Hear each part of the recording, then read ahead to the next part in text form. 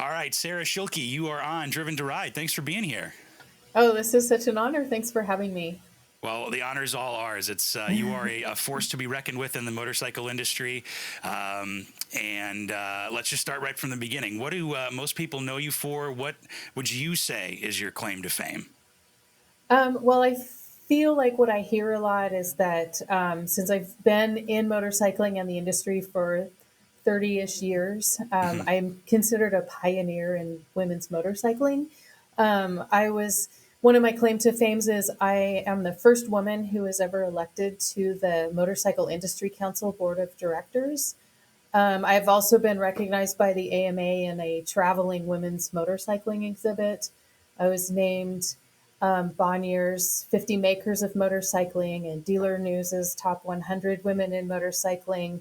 Awesome. And so, yeah, it's just, I think, over the span of my life and career, all the things that I've done to further women's experience in motorcycling and participating in it myself. Yeah, awesome. I mean, that's a great elevator speech if I've ever heard one. um, so let's go back to the beginning. How did you even get into motorcycling in the first place? So it's kind of a funny story. Dark and stormy night in college. I was hanging out with some friends, drinking Henry Weinhardt's classic Oregon beer from back in that time. And out of completely nowhere, I was like, hey, wouldn't it be cool if I rode a motorcycle? And everyone was like, oh, yeah, okay, sure, whatever, Sarah. Um, but a few days later, one of the guys from the group came by, and his dad was a motorcycle rider, and he brought a little classified ad from the newspaper for a 250 Honda Rebel and said, hey, you know, when you said that thing the other night, if you were serious, this would be a great bike for you to get. And I was like, oh, okay, that's really funny, but thanks. And I wasn't that serious, but I kept it taped up on my mirror for a while. And then one evening on a whim, I called on it, and it was a woman selling it, which actually I know that made me feel more comfortable asking all my stupid questions because I knew absolutely nothing about motorcycles except that they have two wheels and they're pretty shiny. Um, yeah. Starting from scratch, yeah. Exactly. Like I didn't know. I mean, I knew the name Harley Davidson, but I didn't know there were different brands or styles or segments, any of that. And so I ended up buying that 250, and that was my first bike. And thankfully, the woman sold it to me, but she brought it over, and advised me very strongly to take the MSF class. And so I did that, and I got my license, which I am just so happy that I did it that way to get some solid skills first. And Hmm. you know, it was a challenge being a new rider.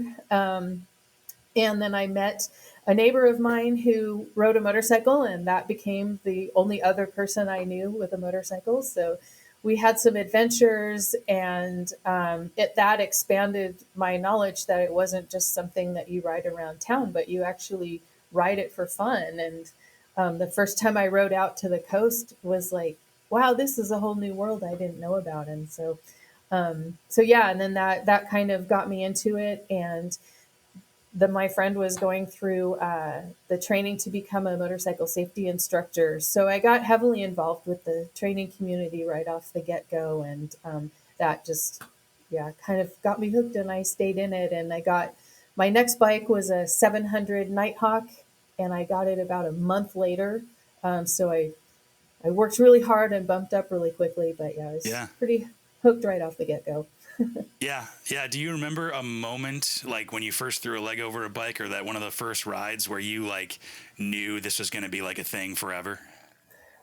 I mean, it's hard to say because there's been so many moments. I mean, even the first time when I went to look at that little rebel and she took me for a ride on the back, it was just exhilarating. It was so fun. And then the thought when I was in the class and I was making the motorcycle move on my own, that was, pretty empowering and fun too.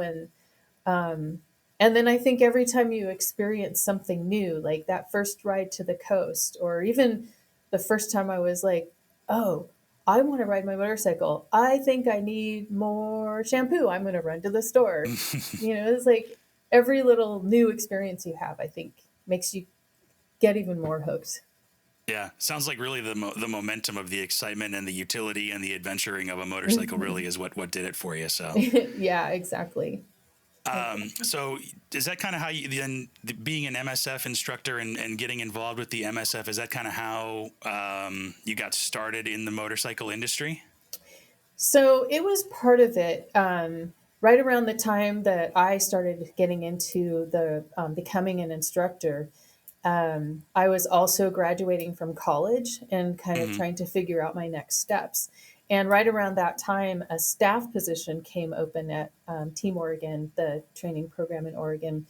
Um, and I applied for it. And that was also kind of on a whim, because I was new to motorcycling. Um, but I ended up getting that position, and that was what kind of launched me, because from there I was really hooked on not only riding but also like being involved with the industry, I guess. And then Hmm. from there I just moved up and onward in the industry. Yeah, yeah. I have to imagine it was probably to be able to see others experience the joy and the excitement and kind of like the liberation, I guess, for lack of a better term, that a motorcycle brings people. To be able to Hmm. see that and bring that to other people probably had to be really fulfilling. Oh, it's always been fulfilling. I started teaching in Oregon, and then subsequently later I moved to California, where at the time most of the industry was down there, and so I wanted to go down there and kind of continue my career.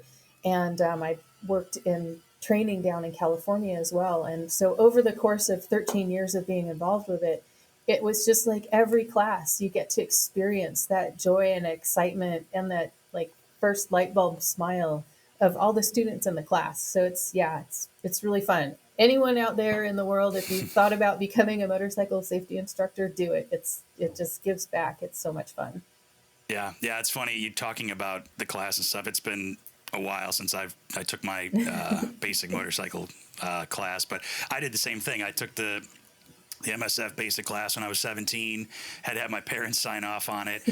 Thankfully, I grew up in like a family of motorcycles, so that Yeah. helped. But I remember like riding that first time after, and okay, we're gonna actually like let you ride the bikes down up and down the course and everything. And I was like, wow, this is the real deal, and it's exhilarating. So Yeah. um, so then I have to ask, like, what did you study in college? Was that even related to what you do now, or was it just like you discovered motorcycles and just took a left or a right?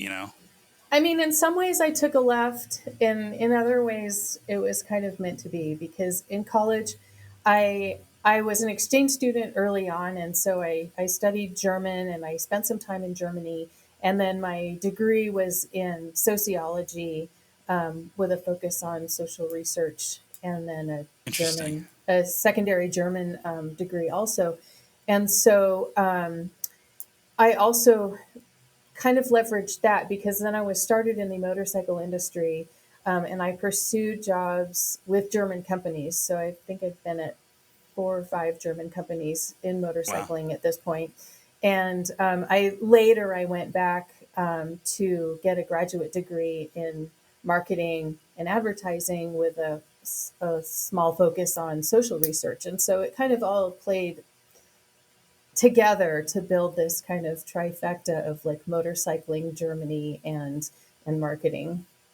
Yeah, that's super cool. It's weird how stuff works out. Yeah. And especially probably because I mean, like you said initially, you knew about Harley Davidson, you weren't sure about other brands or whatever. So like BMW, like probably wasn't Hmm. even a blip on the radar when you first started. Yeah, I feel like I remember the first time I saw a BMW motorcycle and was like, huh, wow, they make motorcycles. And then my first bike was a Honda, and Hmm. eventually I was on Hondas for a long time, and then I broke out and got a Ducati for a while, and then in dirt biking I had a KTM. So I became one of the international garage type of motorcycle riders. Right, right. And correct me if I'm wrong, but I think you worked for BMW for a minute, right? That was Yeah, one of I your sure did. German manufacturer stops. Yeah, exactly. I worked for BMW North America for about 5 years in both marketing and as a field rep. Okay. So can you tell us like kind of what that experience was like, what you did at BMW, or dive into it a little bit more? Sure. So I originally, well, at first I was working with Schubert, the German helmet company, Yeah. and we had a collaboration with BMW because when they launched the K1600, the comm system for that bike paired with the unit for the Schubert helmet. And Okay, cool. so, yeah, I was involved with BMW a little bit, training their staff and some of the dealers on the comm system and the helmet. And so that I think I met some people at BMW through that or whatever. And then eventually this marketing position came open, leading the BMW Motorrad marketing team. And I applied for it. Someone recommended that I apply for it, and I did. And so I did that for a couple years.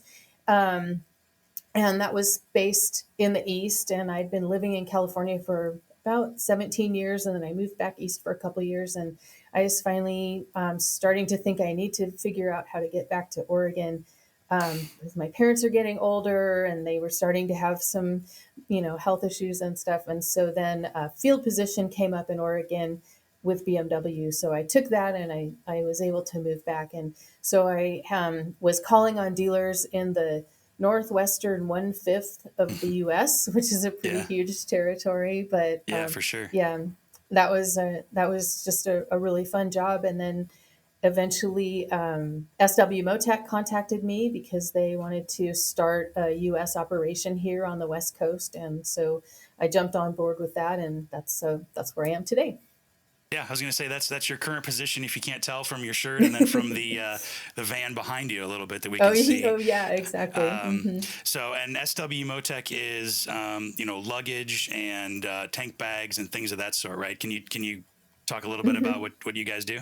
Yeah, absolutely. It's a German company, so it's premium motorcycle luggage, dry bags, waterproof luggage, carrier systems for saddlebags, hard cases, and racks for tail bags. And then we also make a lot of protective parts. We're known for crash bars, engine guards, and things like risers, bar backs, navigation holders, all kinds of protective parts like that too. Yeah, cool. And I have to imagine, well, aside from the German exchange, being, fluent in German, if I did my research correctly, being in the motorcycle industry, but also being from Oregon and the Pacific Northwest, I think you're kind of uniquely qualified to like be the person in this position because, for anybody that's not been in the Northwest, I mean, it's a unique kind of riding you can't find anywhere else. Yeah, it is a really good matchup. The community of riders here in the Northwest is just tremendous. Everyone's very passionate, and it's definitely expanded in the 20 years that I was gone. Hmm. But I think maybe just due to the fact that it rains so much, and so you have to be pretty hardcore if you're going to be a rider here in the Northwest. And the summer, it's just beautiful. We have great roads. We've got beach, we've got desert, we've got mountains. So yeah, it's a really wonderful place, and I think that passion is what kind of sold SW Motec on. This is a great area to launch the company in the U.S. Yeah, no, it kind of reminds me of what they say in London, where it's like if you're planning on staying home in London because of the rain, you're never going to do anything. And Exactly. but also, I mean, in addition to the riding in the wet, but there's a ton of off-road ADV riding. I mean, that's hmm huge out in Oregon and the Pacific Northwest, and that's something you're into, right? Yeah, absolutely. I actually started riding off road when I was still in Oregon. I got a Hmm. little XR 250 dual sport bike that I took to California with me. And when I moved to California, then I started to meet a lot more off road riders, and I got really heavily into desert riding. And eventually, I met this woman, Deanne, who is known for being a part of Baja Designs. Hmm. And she was a novice level desert racer back then, and we started riding together. And at some point, I thought, well, hey, if she can do this and we ride the same, then I should just give it a try.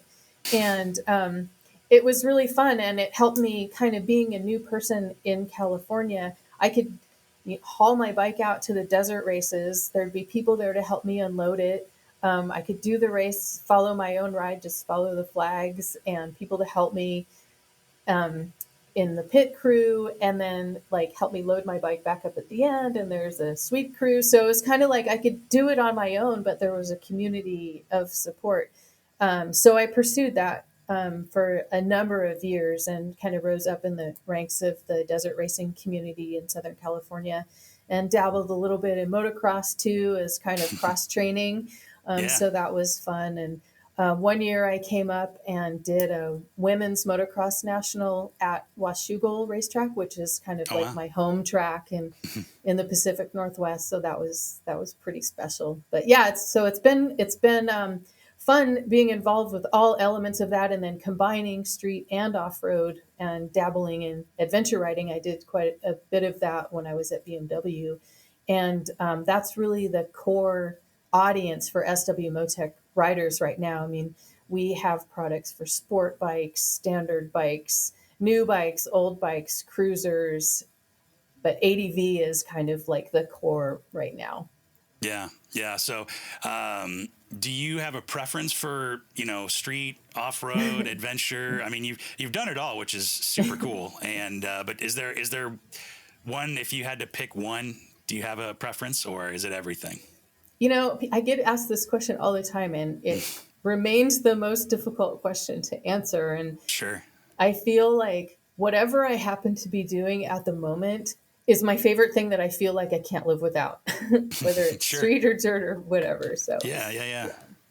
Yeah, because I mean, it might just depend on the day of the week. If you have like an international garage too, where it's like, well, okay, the Ducati can be the Yeah. Monday bike, the Yamaha will be the Tuesday bike kind of thing. And so let's shift gears a little bit, because you also, in addition to being in the industry, you've been, like you said, kind of a trailblazer, and you've also been somebody to really kind of bring women riders to the forefront. And you are the chairperson for women riders now. Do I have the position correct?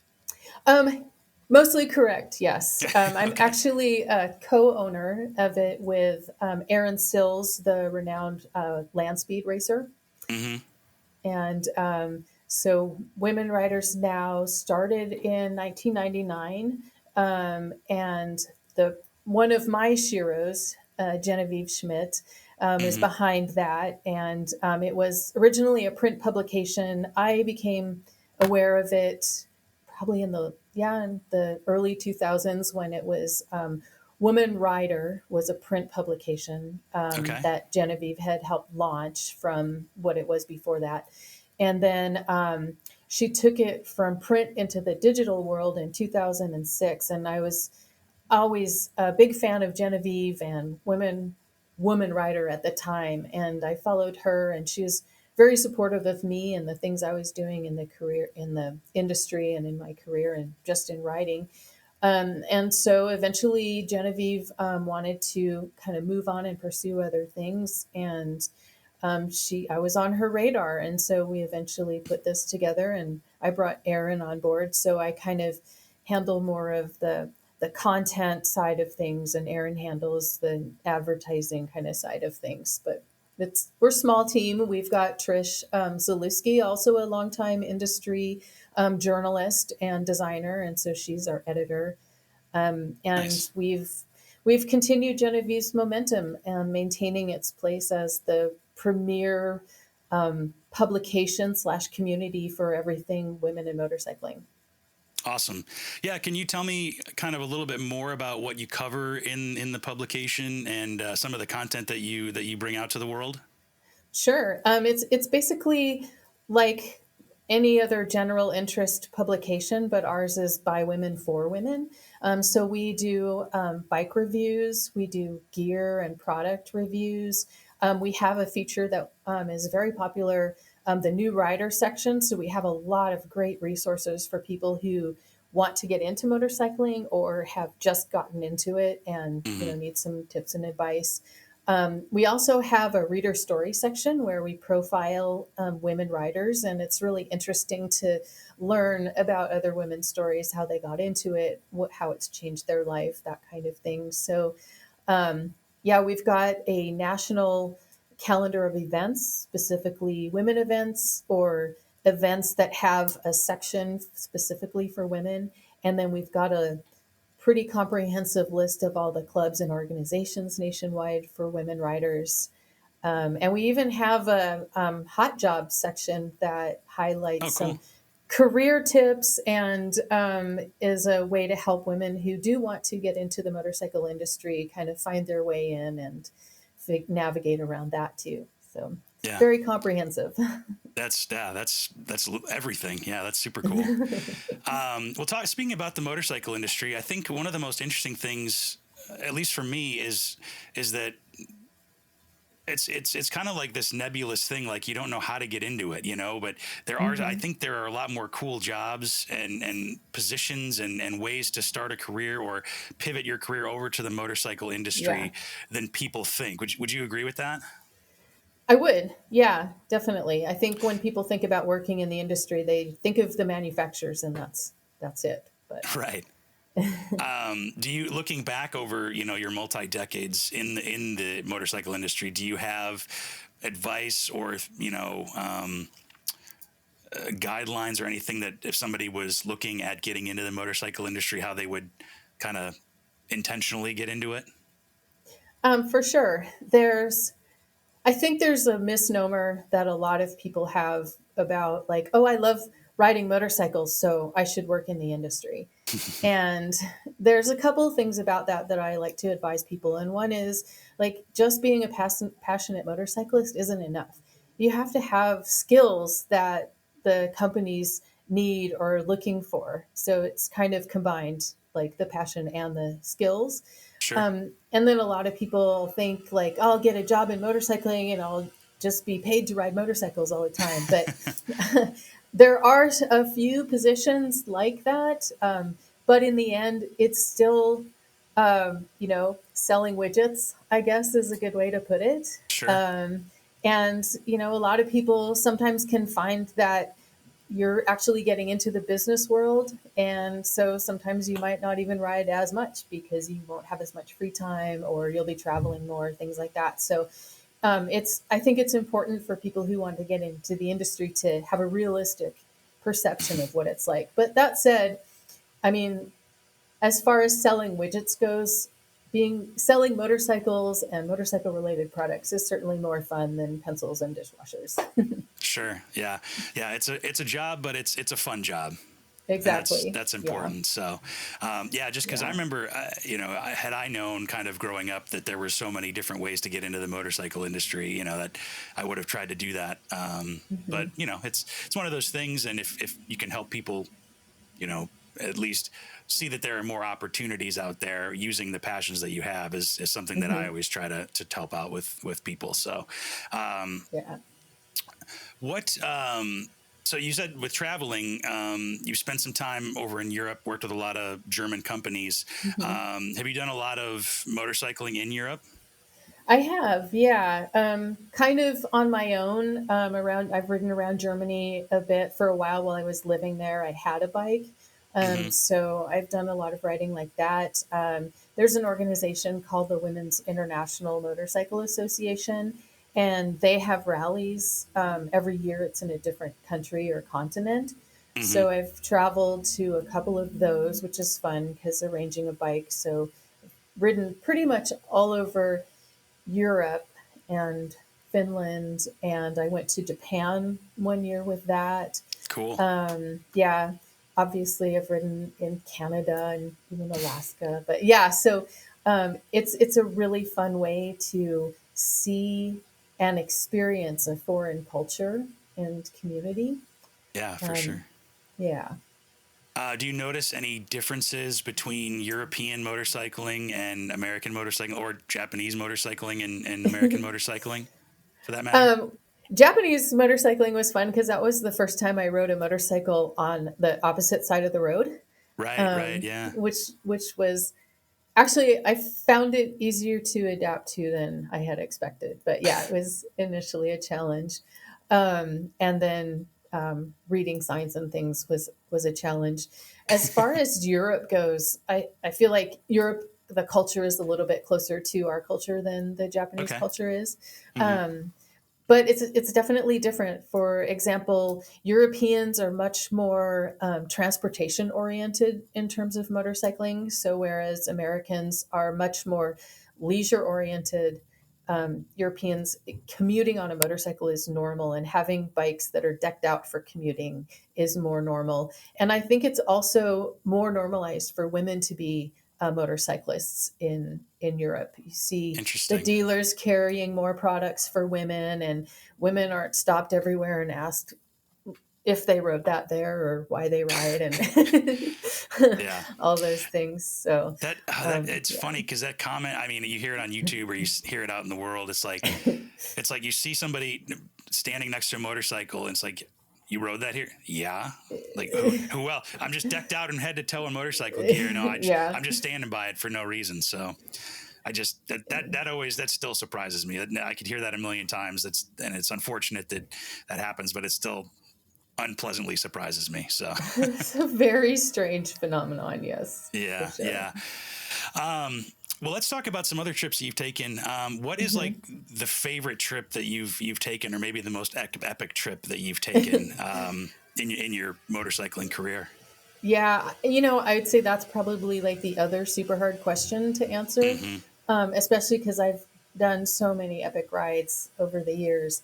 I Yeah. think one that really stands out for me, I love the global community of motorcyclists. And like I said, going to Europe or Japan or wherever else and experiencing the culture from two wheels is really special. One of the rides that really stands out to me was when I did a cross country ride. I bought my Honda Superhawk on eBay and blind and flew out. The seller picked me up in Washington, D.C., and Okay. then I rode it back home to California. And I was solo, except for here and there I'd have someone join Sure. me for like a day or something. And so that was really fun, and it was really eye-opening to get that scope of how big the country is. When you can fly over it in 5 hours, it's a lot different than how long it actually takes to get across Kansas or something like that. And then all of the different scenery that you see, and the different cultures even in within our own country that you see along the way. And then one of the highlights of it was when I got to New Mexico, I picked up Route 66 and rode that all Oh, the way cool. back to California. And I mean, Route 66 isn't the most fun road in terms of like twisties and all of that stuff, but it was really fascinating if you do research along the way and learn about the American history that it displays. It was just fascinating to learn about the history and then see the history roll out in front of you. And I felt like, Route 66 is something that every American should do to get in Yeah. touch with our past and our history. So that is why I think that the ride through America was one of the most epic. Yeah, yeah, and America is such a big country, like you said, you don't realize it until Hmm. you start to drive through it or to ride through it and travel on the roads through it because of the sheer amount of time it can take and the sheer difference of going from the cornfields and the prairie in Kansas Hmm. to the Rockies to the desert to it's Yeah. it's it's insane. It's insane, and it's hard to describe to somebody that hasn't done it. So. Exactly. Yeah. There's just so much to see and experience in our own country here. Yeah. So with all these rides and traveling and all the trailblazing you've done, is that where Super Sarah comes from? Oh, yeah. Super Sarah. That was a nickname that a friend gave me when I was living in Southern California. And Hmm. he wasn't a rider.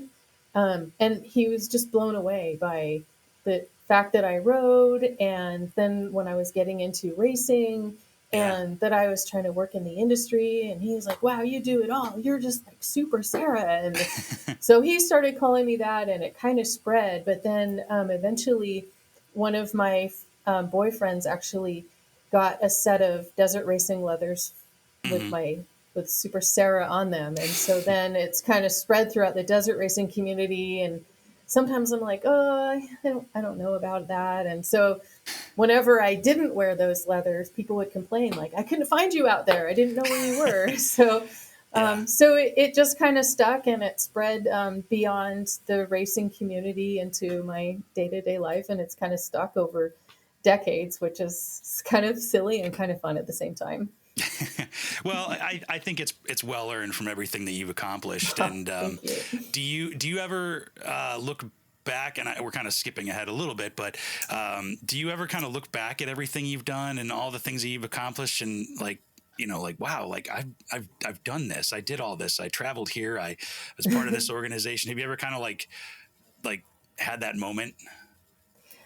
I mean, I do Hmm. like, especially going through boxes of old photos Oh, sure. before, from before the digital time, and yeah, things will spark a memory of like, oh my gosh, that's right, I did that ride, or I met that person, and or got that recognition or whatever. But I feel like, what am I doing now? Like, there's so much more to do. There's so much more to see, and like, women in motorcycling still needs advocates and all of Yeah. that. So, it's like, yeah, it's really fun to reflect on having had so many great experiences and such a fun life, but it's not over yet. There's still so much more to do. For sure. Yeah. It sounds like you don't really look in the rearview mirror too terribly much. You're too busy focused on the road ahead, I appropriately mean, I so. feel like now that you bring it up, I should, because the memories are so fun. Sure. Sure. But you're right. There's so many more memories to make. Hmm. So about, women's advocacy and Hmm. in the motorcycling world, you were also part of the AMA, I think, right, on Hmm. women in motorcycling. So, I had an 8-year tenure at the AMA. It was one of my first jobs in the industry, and I was working in advertising for American Motorcyclist magazine. Hmm. But through that, I did get involved with the AMA Women in Motorcycling conferences. They had a number of those conferences. And so, mostly after I wasn't working with the AMA anymore, but I was still involved with the conferences, partly helping to organize them, and also doing clinics, or helping out with rides and things like that. So those were really fun, and it was fun because they brought together like the national element of women riding. Hmm. I've heard rumors they might bring it back, and we're all really hopeful that they will. Yeah. Yeah. And since, the advocacy and stuff is such a big passion for you, um, what kind of strides have been made in the last 30 years in terms of women advocacy, and what work, do we still have to do? Yeah, it's interesting how we have this saying in the women's motorcycling community, kind of Hmm. like, in the last 20, 30 years, like, a lot of things have changed, but a lot of things have stayed the same. Yeah. So in a lot of ways, women are still an afterthought to, the industry. Although we are gaining more ground in terms of women working in the industry and things like that. There is so much good gear available for women now, and that's been an ongoing complaint from women riders over for as long as I can remember, is that it's hard to find good gear for women For that sure. fits and is functional. And now, women can get fashion oriented motorcycle gear, fully functional motorcycle gear for sport riding, ADV, cruise, like everything. But dealers still aren't carrying it that much. So, Mm.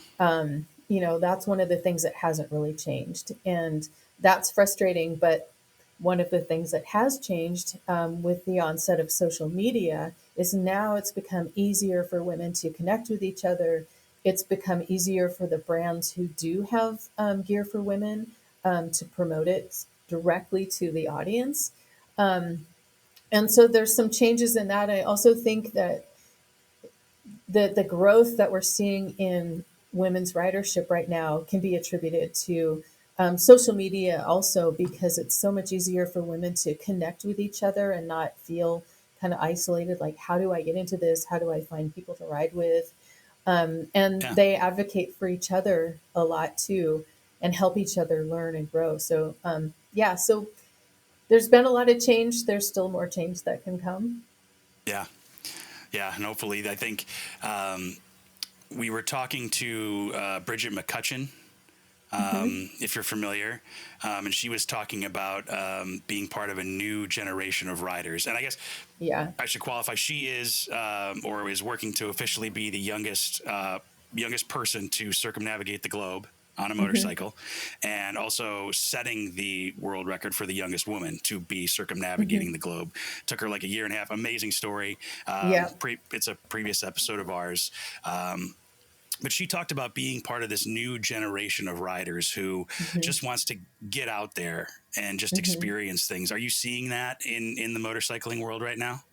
Yeah, absolutely. I've been involved with the Portland LIDAs, which is a national, international organization that's Hmm. mostly social media fueled uh, organization for women riders. And Hmm. I've just seen it growing so much, and with the younger, I mean it's all ages, but more so than when I was getting into motorcycling. There's younger women getting involved now, and I feel like motorcycling for women is it's partly being seen as like a fashionable thing to do, as Hmm. well as, you know, an empowering or adventure and all of those things. So there's some new ways and reasons that younger women are getting involved, and it's really really excited to see the next generation get involved. Yeah, yeah, it's really nice to see that. Because sometimes if you get into the industry too much, you hear about the doom and gloom, and that there's, sales are slumping, and this, that, and the other, and motorcycles are going to be the end, and blah blah blah blah. And Yeah. it's like not necessarily. It was. Yeah. If there are people who are interested in it still and excited about it, and Hmm. I think it's just a reframing of how we view motorcycling. Maybe more as a utility, where I do need to go to the grocery store and pick up some stuff, and you can jump on the bike as opposed to having to get in a car or anything like that. So I'm optimistic. Hopefully. Yeah. And I think also the younger generation, and not just women, but the younger generation is more about experiences than things. Sure. And so motorcycling plays right into that because it's a fairly inexpensive, easy way to have a lot of different experiences. And we see that as well. And integrating outdoor experiences like moto camping or moto touring and all of those things. So it kind of leverages the things that the younger generation is already interested in and adds another element to it. Hmm. Yeah, and being part of SW Motec and helping, kind of equip people to take those adventures. What's your favorite part about kind of being in this position right now and kind of being able to run the U.S. division of SW Motec? Yeah, I mean, for one thing, it's just really exciting. We started in 2020, so we're about 4 years in, and Hmm. we've really seen quite a lot of growth, which is exciting to see. Yeah, given the gloom and doom that some corners of the industry are experiencing, but when you look at it, the kind of keep in mind the COVID years and scale from before COVID to now, Yeah. we are seeing some continued growth. And it's exciting for us because we get a lot of people who are either buying a new bike day, new luggage day, Yeah. or they're pulling an old bike out of the garage and they need to get new stuff for it and getting reinvigorated into the sport. And both of those are really fun to see and experience and help with. Yeah. Yeah. And you said too, I think what's happening is people are realizing that you can ride a motorcycle more and do more with it, but you do have to have luggage or have something to carry stuff, especially if you're on a sport bike or something like that. Right. So I have to imagine, kind of using that sociological part of your brain is pretty helpful in that job.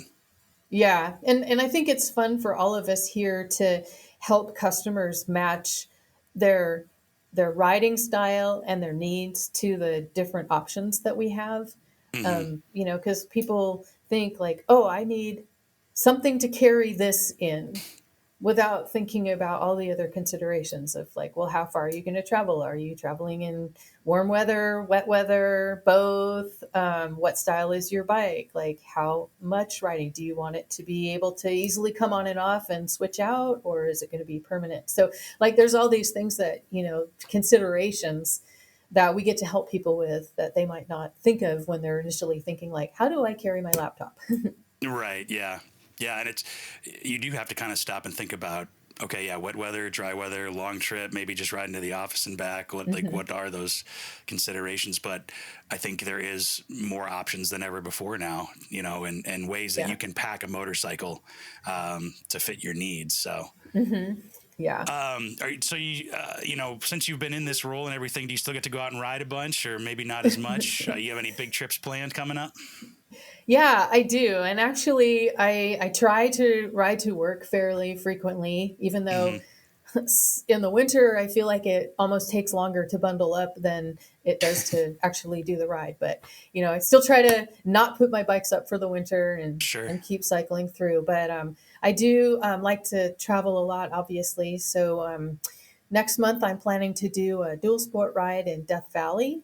Very So cool. that's going to be fun. And then later in September, womenridersnow.com is doing a ride with a tour operator, Blue Strata Tours, in Spain and Portugal. Wow. And Erin Sills, Trisha Zalewski, and I, the core Women Riders Now team, we're all going to be on the ride. So it's going to be pretty special. I'm looking forward to that. That's really cool. Um, so I want to give you an opportunity here, aside from, or rather, in addition to Women Riders Now. Mhm. Are there any other organizations that you're part of that you're passionate about that you want to talk about, or maybe any other organizations or resources for women motorcyclists that you know of that you want to kind of shout from the rooftops? Um, I mean, I feel like Women Riders Now covers a lot of that. Sure. And like the Litas is a great resource, like I said, and the AMA is also a great resource for riders, and rider training like msf-usa.org, I believe. You can put in your zip code and find training close to you of all levels, beginner all the way through advanced. So those are all really important things for riders. And to go back to the question about working in the industry, Hmm. there's some great resources there too. You can find Jan Plesner on LinkedIn, and she's a recruiter specifically for the power sports industry. Oh, cool. Um, and there's also motorcycleindustryjobs.com. It's a national listings for dealers, manufacturers, aftermarket. You can throw your resume up there and you can search for positions. So that's another great resource too. Nice. Yeah. I mean, I figured you'd be the person to ask, um, so let's, a last question. What, kind of looking back at everything and after our conversation, what is it about motorcycling that is so special to you that's kept you in the industry and that's been part of your life for so long? Yeah. I mean, I think what it boils down to is motorcycling is fun. I mean, that's what you experience with the new riders when they get that sparkle in their eye, and that's the element of motorcycling that keeps you doing it. Is it's fun. I like the adventure element. Even just operating a motorcycle is fun. So there's that part of it, but it's beyond that. It's the community of riders. I mean, it's really a Hmm. global network, and it's on the one hand, you share a common bond world over with people who ride motorcycles, but there's also differences. So it's really interesting to get to know just the world through the eyes of motorcycling. Sure. Um, and I think it's also, in some ways, it's empowering because not everyone does it, not everyone can do it, not everyone can do it well, I think. um, it's challenging too because there's always some new thing to learn. Like when I first got into off-road, like that was a challenge, so you get to experience that learning curve again. And then even going from desert to motocross, or from cruising to sport riding, there's always a new way to experience it and a new challenge. So that's fun. And then just even in the cold, snowy winter when you're bench racing with a bunch of friends, at the local pub or watching a superbike race or something like that, there's the community is always there. Yeah, I love it. No, it's perfect. Well, Sarah, thank you so much for your time. Appreciate it. Is there anything we didn't get to talk about that you wanted to talk about or mention, or? I don't think so. We've covered a lot. Yeah, we kind of went full throttle on it. So, but no, you are an impressive force to be reckoned with in the motorcycle industry. So we appreciate the time, and we can't wait to talk to you next time. So thank you. All right, thank you so much. Great to be here.